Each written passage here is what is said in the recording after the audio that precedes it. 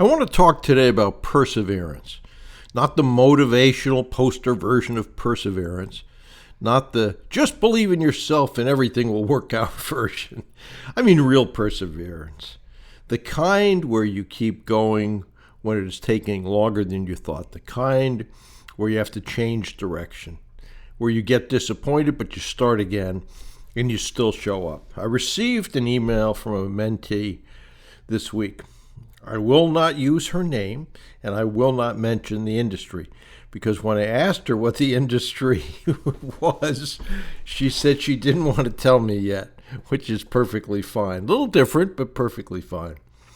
But her email said, I just wanted to share some good news with you. I closed my first deal this week. You have held me accountable along the way and always believed in me, even during the times when I was still figuring things out.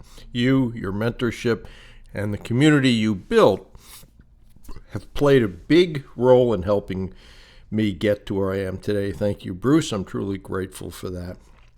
So, again, I asked her industry, and she said that she didn't want to tell me, and she said, I will keep you posted. I just want to acquire a few more before I tell you and make you proud. I will keep you posted.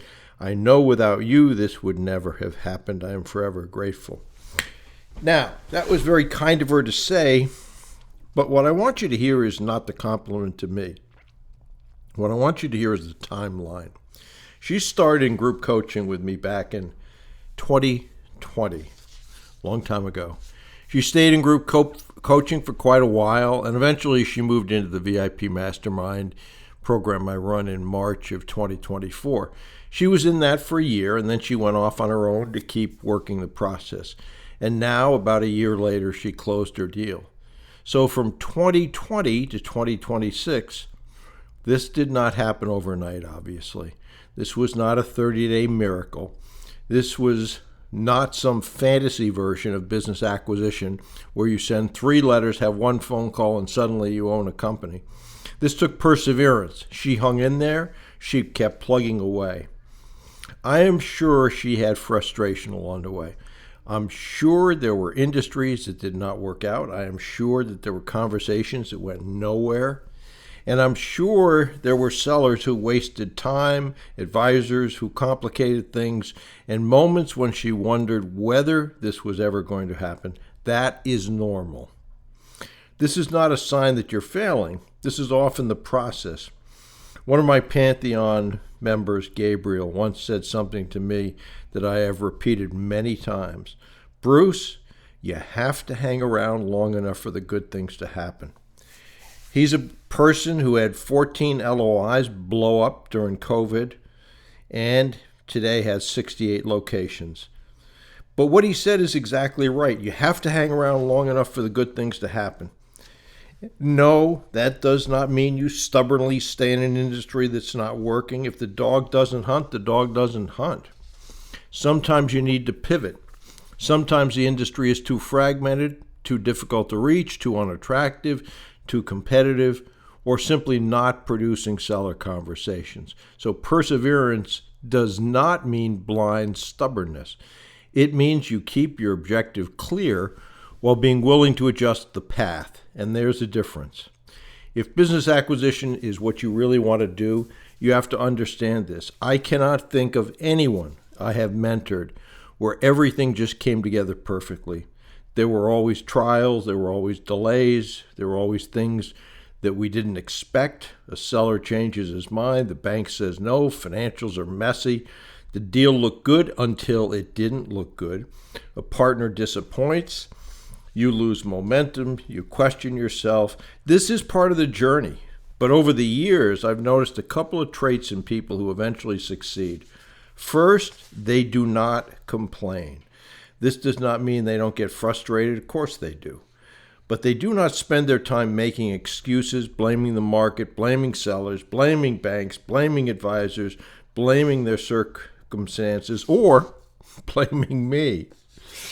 They take the lesson and they move. That is very different from complaining. Second, they tend to make decisions quickly, not recklessly, but quickly. They get enough information and then they make a decision and they act. People who struggle the most often do the opposite. They ask 1,000 questions, then they ask another 1,000 questions, then they decide, they need to prepare more, and then they want to understand every possible outcome before taking the next step. When I hear this, my gut tells me, when I see that pattern, this person is not preparing. This person is hiding. Fear can have a lot of different costumes, but there's a point where preparation becomes procrastination. Yes, you need to learn the steps. Yes, you need to understand seller financing, outreach, valuation, deal structure, conversations with sellers, due diligence, and how to avoid mistakes. And if you have a board around you that's experienced, they will help you understand those things. But at some point, your preparation has to turn into external action. You have to get in the water. And yes, when you get in the water, you may get knocked around, but that's how you learn. You do not learn business acquisition only by thinking about business acquisition. You learn by making calls, writing letters, talking to sellers, asking better questions, making offers, getting rejected, improving, and then going again. This is where mindset becomes critical. And this is why I recently released Bruce Whipple's MDA method. MDA stands for motivation, discipline, and action. Because in this business, you need all three. Motivation gets you started. Discipline keeps you moving when the initial excitement wears off, and it will, usually. Action is what creates real feedback from the marketplace. Without action, nothing happens. You can have the best notebook, the best plan, the best spreadsheet, the best list of industries, and the best intentions. But if you're not taking external action, the market has not heard from you. And if the market has not heard from you, you are not really in the game yet. This mentee who wrote me this email stayed in the game, and that's the lesson. She did not have a straight line from 2020 to 2026. Almost nobody does, but she stayed close enough to the process long enough to let the process work, and now she's closed her first deal. Will there be more challenges? Of course there will. One deal closed is not the finish line. In many ways, it's the beginning, but it's also proof. Proof that perseverance matters, proof that accountability matters, proof that community matters, proof that action matters, and proof that you do not have to have it all figured out on day one.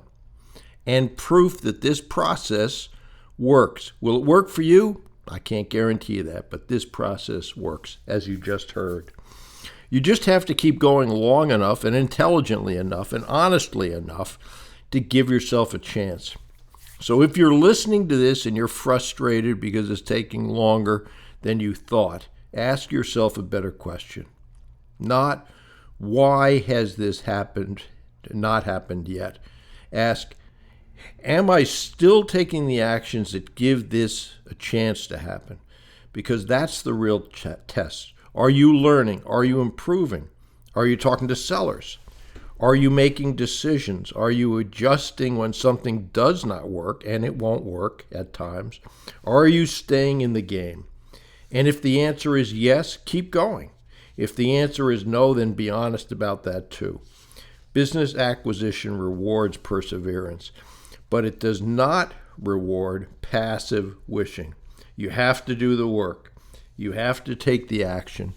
You have to hang around long enough for the good things to happen, as Gabriel said.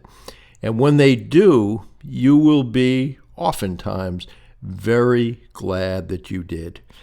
When I think about Gabriel's 68 locations now, yes, he's very glad that he did stick around. If you want help with mindset and execution, then take a look at Bruce Whipple's MDA method. Again, motivation, discipline, and action. The details are at brucewhipple.com/MDA. But I hope this helps you to understand that if you are on the path, and if you understand the steps, and if you're in an industry where the dog hunts, that if you're having problems, that's normal. That's a sign that you're engaged, that you're taking actions, external actions. Some will work, some won't, but that's how you will progress. So I hope that helps.